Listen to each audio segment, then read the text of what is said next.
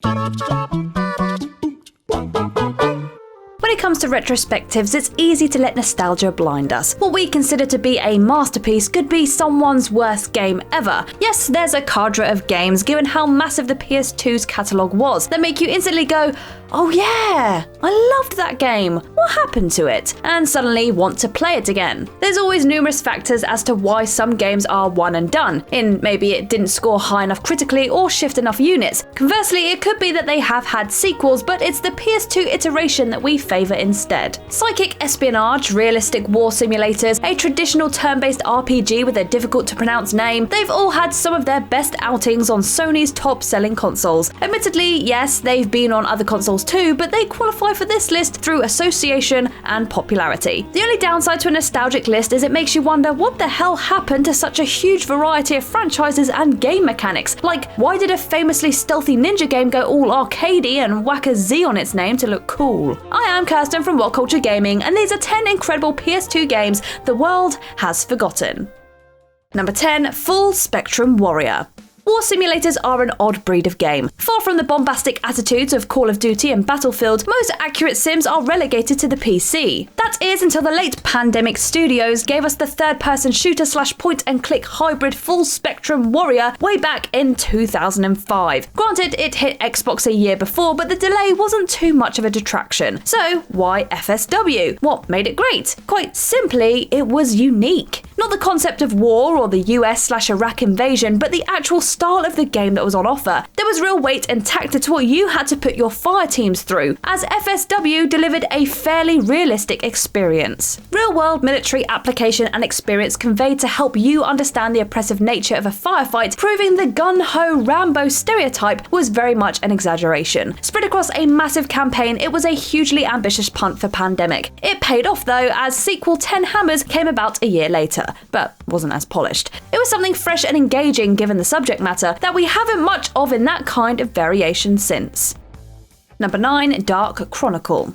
Crafting is a common theme in most games across the genres nowadays, from making ammo in Tomb Raider to literally building blocks in Minecraft. It seems to be a growing trend. But back in the day, crafting as a core gameplay mechanic was a novel thing indeed. Dark Cloud may have started the trend on the PS2 at the turn of the millennium, but credit goes to sequel Dark Chronicle, or Dark Cloud 2 in the States, for expanding on what made it fun. And gosh darn didn't it look pretty too. The plot may be a bit mediocre, but that wasn't really the focus in the Dark games. The fun was had in playing a third-person action-adventure / town-building sim instead. The core tenet was bringing life to your villages, recruiting various NPCs along the way to help you out with it. They were both highly ambitious games, with Chronicle taking the mantle from its predecessor easily. What with the massive rise of crafting games and crafting in games, why not give us a little remaster to show us how it's done?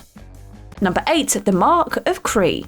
The biggest regret to take from the Mark of Kree is that its successor, Rise of the Kasai, got more recognition and port over this. Yet as benchmark titles go, the Mark of Kree is where the money is. A surprisingly jarring mix of cartoon visuals and some rather nasty violence, it was somewhat a sleeper hit on release. Admittedly, it did have some awkward portrayals of Maori culture, but it wasn't intended to offend. Laid out simplistically, it's a pretty straightforward hero's journey of a story, but the world it's framed around is engrossing and vibrant, which makes up for it. And then there's the combat. Looking like a Disney game for adults, it's played like a cute / violent mashup of God of War and Kingdom Hearts. I mean, that's fine praise as it goes. Yet while it may be available as an emulated game on PS4, it won't have the traction of something like Resident Evil or Max Payne to carry it. If you are feeling inclined to check it out based on my colourful comparisons, there's a cracking game in here. Number 7, Tenchu, Wrath of Heaven.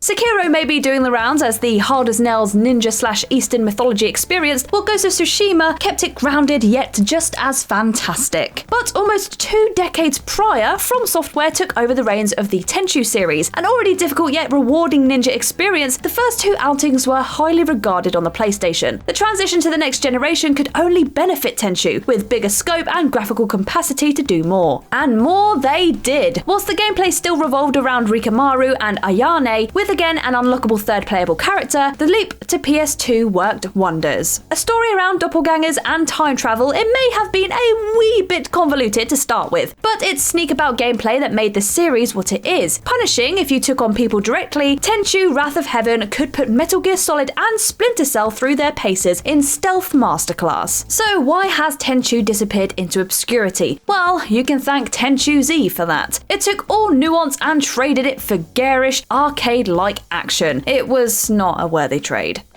Number 6, Suikoden 5.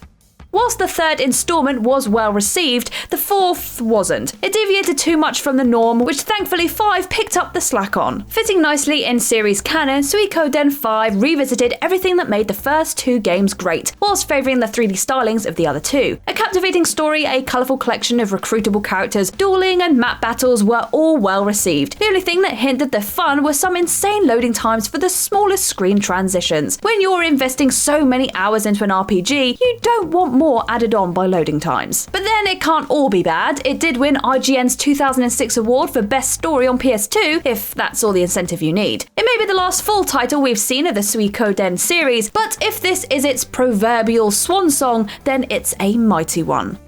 Number 5, Freedom Fighters.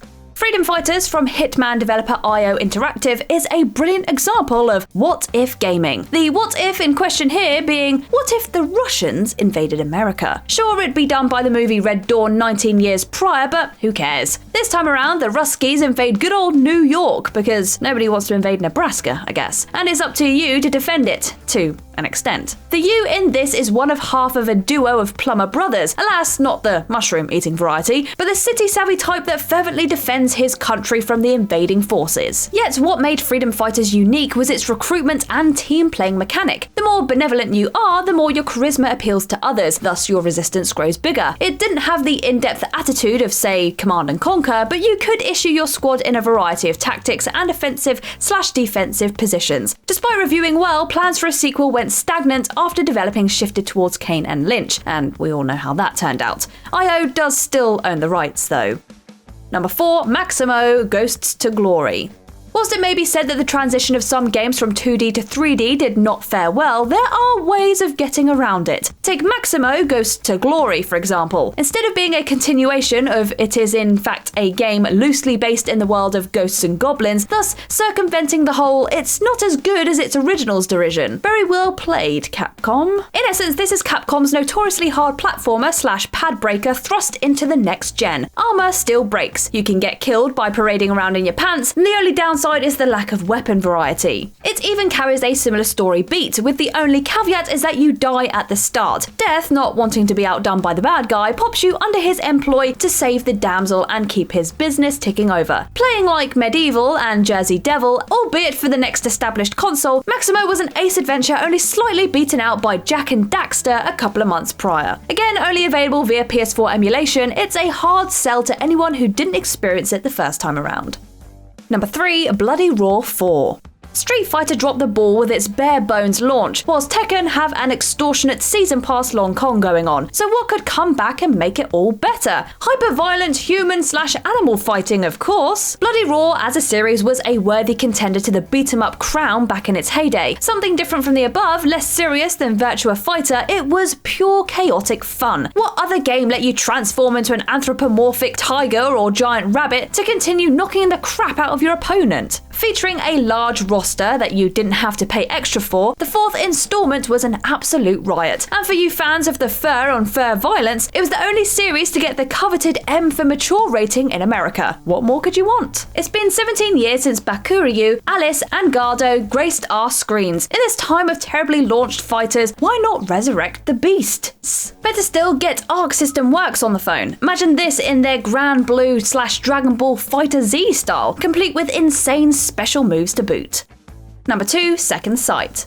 Second Sight is far superior to PsyOps. There, I said it, and I stand by it. While PsyOps may be all big noise and macho psychic power battles, Second Sight offers something much better, a compelling story. Without wishing to spoil, although I'm sure I have done plenty times before, the plot of Second Sight had people hooked. It turned the espionage aspect on its head with the inclusion of psychic powers, and whilst some of it might be trite, the twist in there will throw you for 6. It also had that instantly recognisable time splitters aesthetic that Free Radical is so good at, hoping to draw fans of that series over to it. I don't really know how they could sequelize or make a franchise out of this, but honestly, it would be amazing to see it return. THQ own the rights, but unfortunately, no psychic powers of persuasion from playing this have rubbed off on anyone to make anything come of it.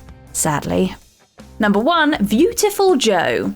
Whilst it may have been part of the famous Capcom 5 for the GameCube, VIEWTIFUL Joe's transition to the PS2 was welcomed with open arms. If you haven't played VJ or its equally balmy sequel, you really owe it to yourself. Looking like a more advanced version of Comic Zone, the adventures of Joe, Sylvia, and their VFX powers were too cool to hate. A mad pair of action platformers infused with some power-based tactical combat and meta humor, the series was on a roll. And then it wasn't. It failed to chart in the UK, weirdly, before the closure of Clover Studios in 2007 all but killed the IP. Whilst many Clover alumni have gone to Platinum Games, Joe's rights are still retained by Capcom. In the right hands, or even a deal with Platinum, could see Joe returning. I mean, the sequel bait at the end of the second game was right there. Even they were optimistic. But sadly, bar a few spin-offs, we haven't seen Joe on the big screen on our screens. You'll get that if you've played it. For a whole 15 years now. Shame, shame. But there we go, the 10 incredible PS2 games the world seems to have forgotten. But have you forgotten them? Let us know down in the comments below. If you liked this video, give it a thumbs up, and if you haven't already, click that subscribe button. But for now, I've been Kirsten Ria from WhatCulture Gaming, and I will see you in the next video.